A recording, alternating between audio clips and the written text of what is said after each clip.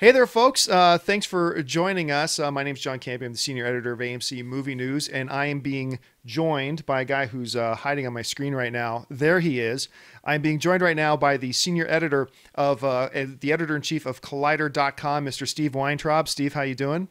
I'm doing well. It's very interesting to see this angle. You're getting a good look at your living room? Yes, I am. Hey, listen, so what we thought we would do here is we thought we would take a few minutes to talk about what we thought were the most underrated or underappreciated films of the past year. So here's what we're going to do. I'm going to run on this for now, and I'm going to run down what I consider to be the three most underrated films, and then Steve and I are going to discuss it, bring up some more. So for now, let me just run down these three really quickly. Now, by underappreciated, let me just put in a little qualifier here.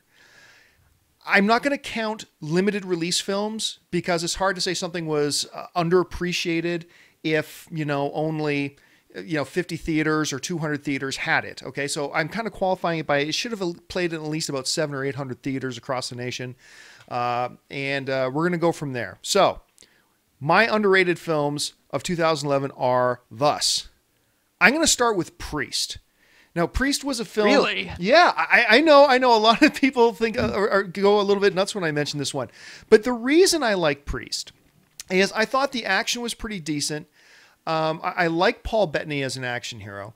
But one of the big things to me was I thought as a film, it proved that post-production 3D, and everybody knows how much I hate 3D just in general across the board. But that being said, that post-production, it's the best post-production 3D I've ever seen. For me detesting all 3D, I detested it as little as I possibly could. So there was Priest for me. Now, the next one that I'm going to put on my list here, and this was also going to surprise some people that I thought was underappreciated.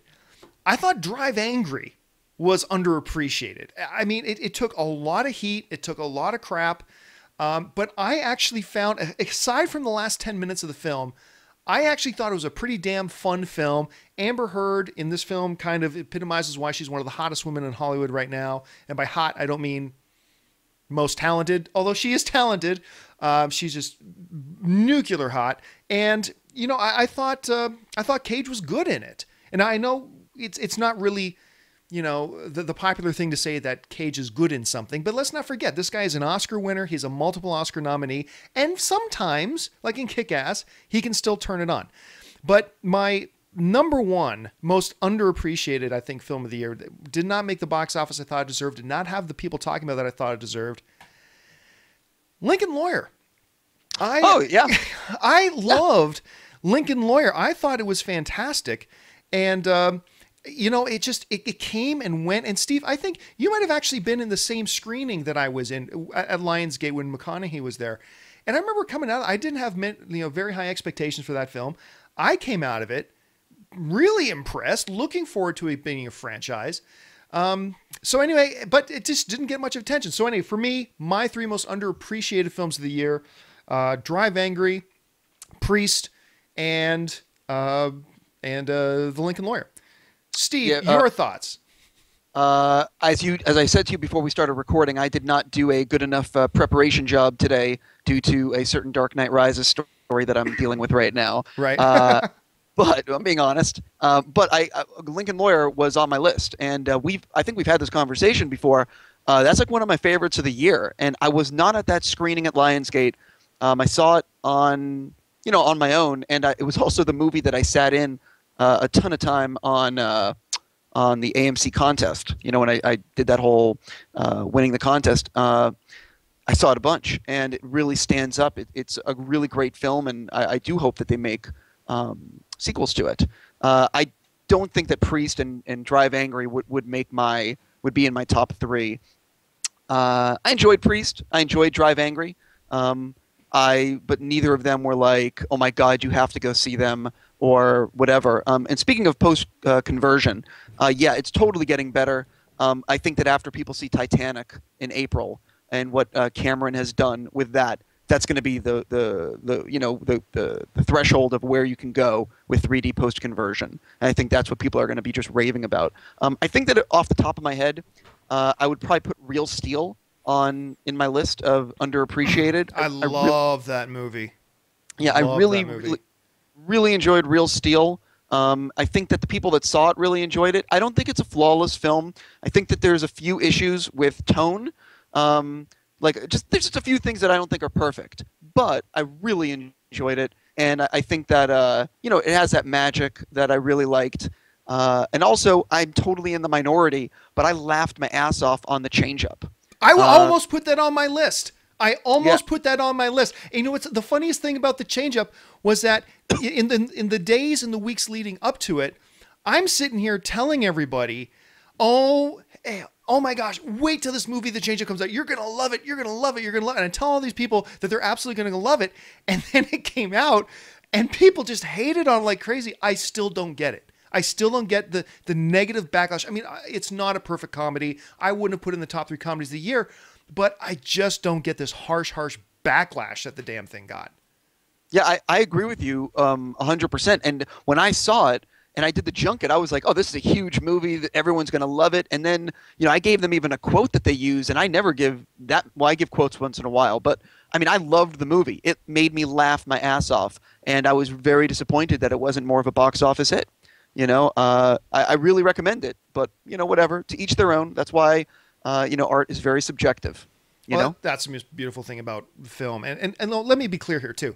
I'm not saying that Drive Angry is one of the best films of the year. I am certainly not saying Priest was one of the best films of the year. I just thought it was one of those films that got, a certain level of crap from people, but I actually thought was, not up here, but it had a gap, I think, between the attention it got and the attention I thought it deserved. And, Drive Angry was one of those things for me that I just thought it was fun. You had William Fincher in there playing like he's great. No, he's great. He's great. Isn't he good?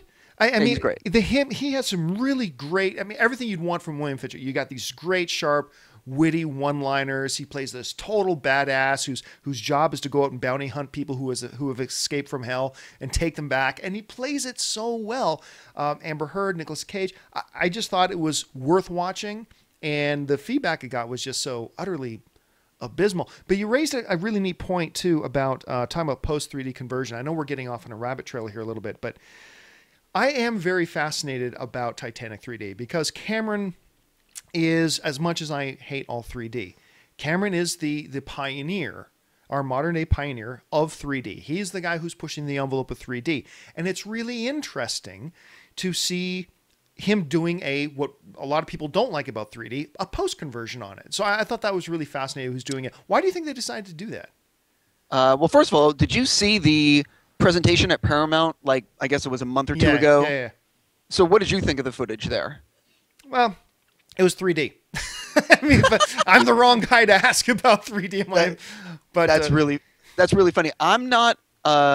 Listen, if I have a choice between 3D and IMAX, I would choose IMAX every single time. Yeah, me too. I think IMAX is just breathtaking. The format's amazing. I love it, and I wish that more filmmakers would use it. Saying that, the Titanic 3D presentation that we both saw was about 18 minutes of footage. It took them 60 weeks to convert, and it looked to me like they had actually shot it in 3D. I just thought I saw a Ustream thing on the monitor. Yeah, I went to check the chat board, and I accidentally pulled it in front of your video feed. Yeah, I thought it was just me, but no, I think that the 3D post conversion that I saw in Titanic was amazing, and I think that it will cause people to want to see it again because people will rave about the 3D, and it was done right. It takes a long time to do 3D conversion right, and unlike, say, I think my thing with Priest is that the 3D is, it's decent post conversion, but there's parts in that movie you can take your glasses off. There's no 3D, and I think Titanic is going to have 3D throughout the entire movie, and I think that it's going to be, when I saw Kate Winslet running through the stuff towards the end of the movie, running through the corridors looking for something to free Leo, you feel claustrophobic. The 3D is so amazing, and I think that it's going to cause a whole new generation to go see it. I really think it looked tremendous. Well, folks, that I think that'll do it for us. That's just us doing a quick little chat on what we thought was the best or the most underrated or underappreciated films of 2011. Do us a favor, fire us off an email or a text or whatever. We only let people know, a handful of people know about this about an hour and a half in advance. Let us know what you think about the live version of this and us trying to do this live, and give us your thoughts. Steve, thanks a lot for taking time to join me. I know you've got a really busy day. I'm glad we made this work, and I do think this is going to be something we can use in the future. Yeah, I really do. Me too. So, and for everybody on the board, thanks a lot for joining us, and until next time, bye bye.